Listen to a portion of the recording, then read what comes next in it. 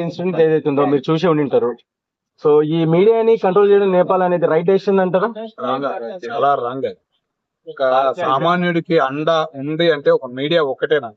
ఒక రాజకీయ నాయకుడు గాని, ఒక పెద్ద పెద్ద వాళ్ళు భయపడుతున్నారు, వాళ్ళు కంట్రోల్లో ఉంటున్నారు, ఈ రోజు ట్యాక్సులు కడుతున్నారు, గవర్నమెంట్ ముందుకు నడుస్తుందంటే ఒక మీడియా భయం అనేది వాళ్ళలో ఉండబట్టే.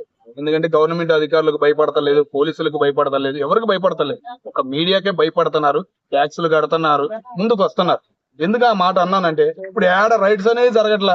మీరే చూస్తున్నారు, ఇంతకుముందు నెలకొకటి మనకు రైడ్ కనపడేది, ఎక్కడైనా దేశంలో కానీ ఎక్కడైనా కానీ ఒక రైడ్ అనేది కనపడేది. ఇప్పుడు ఏడుందన్నా సిబిఐ లేదు, ఏసీబీ లేదు, ఆర్సీబీ లేదు, ఈసీబీ.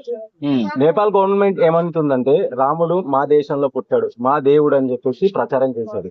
ఓకేనా, నిజంగా రాముడు అక్కడే పుట్టారంటారా? అంటే జనాలు తెలియదు అంటారా? ఇక అది క్లారిటీగా మనకి అంత క్లారిటీగా తెలియదు అన్న. కానీ అక్కడ నడుస్తుంది రాముడి గురించి, దేవుడి గురించి కాదు కదన్న.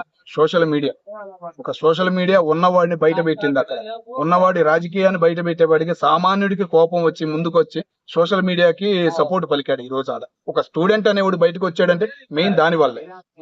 అంటే ఇప్పుడు వాళ్ళ కొడుకులు కూతుర్లు బయట దేశాలలో ఉండి ఎంజాయ్ చేస్తున్న వీడియోలు సోషల్ మీడియాలో చూసి వీళ్ళు గొడవ పడుతున్నారని చెప్పేసి సోషల్ మీడియా యాప్స్ ని బ్యాన్ చేసి మెయిన్ అదేనన్నా. నేపాల్ అధికారులు కొడుకులు కూతుర్లు కూడా మన భారతదేశంలో చదివిస్తున్నారు కానీ అక్కడ చదివిట్లా, ఆ సంస్కృతి నేర్పట్ల, ఆ రామాయణం నేర్పట్ల, మళ్ళీ దేవుడు భీముడు అంటున్నారు. పైకేమో లోపల జరిగేదంతా ఏమీ లేదు.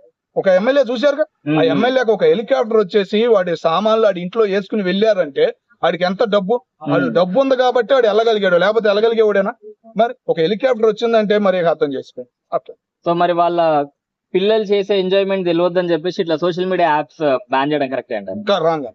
సోషల్ మీడియా జోలికి వెళ్ళకూడదు, కంట్రోల్ చేయి.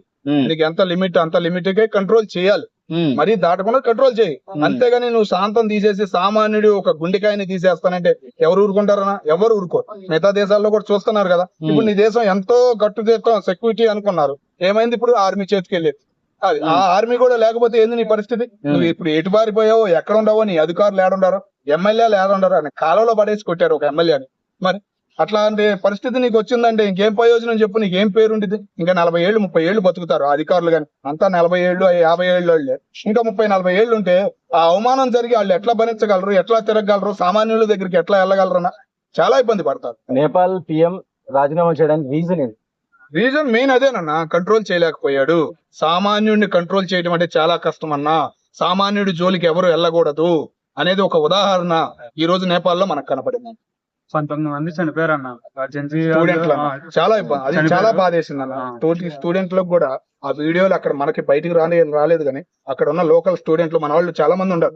లోకేష్ గారు కూడా వాళ్ళు మాట్లాడారు, మన స్టూడెంట్లు ఎవరిని బయటికి రావద్దన్నారు, లోపల ఉండమన్నారు, జాగ్రత్తగా ఉండమన్నారు. అదొక్కటే చాలా బాధేసింది. అందరినీ రాజీనామా చేయడం కరెక్ట్ అంటారా? చేయాలన్నా, రాజీనామా చేయాలి. ఇప్పుడు ఆర్మీ హ్యాండ్ ఓవర్ చేసుకోకపోతే ఇంకా గవర్నమెంట్ నడుపుదాం అనుకుంటే కనపడితే వీళ్ళకి ఎట్లా జరిగిందో వాళ్ళకి కూడా అంతగానో హీనంగా జరిగింది. చాలా మంది మన యొక్క భారతదేశాలు ఏమంటున్నారంటే మన భారతదేశం ఎవరైతే ఏ దేశం అయితే ఎదురు తిరుగుతుందో వాళ్ళకి ఇదే గతి అని చెప్తున్నారు. నిజం అన్నారు, నిజం. ఎందుకు ఆ మాట అంటున్నానంటే మన దగ్గర ఉన్న సెక్యూరిటీ గానీ, మన దగ్గర ఉన్న విధానాలు గానీ, మన దగ్గర ఉన్న పట్టు గానీ ఇప్పుడు సామాన్యుడికి అర్థమవుతుంది. ఒక్క రాజ్యాంగం, ఆ రాజ్యాంగం అనేది కొద్ది మార్పులు జరగాలి.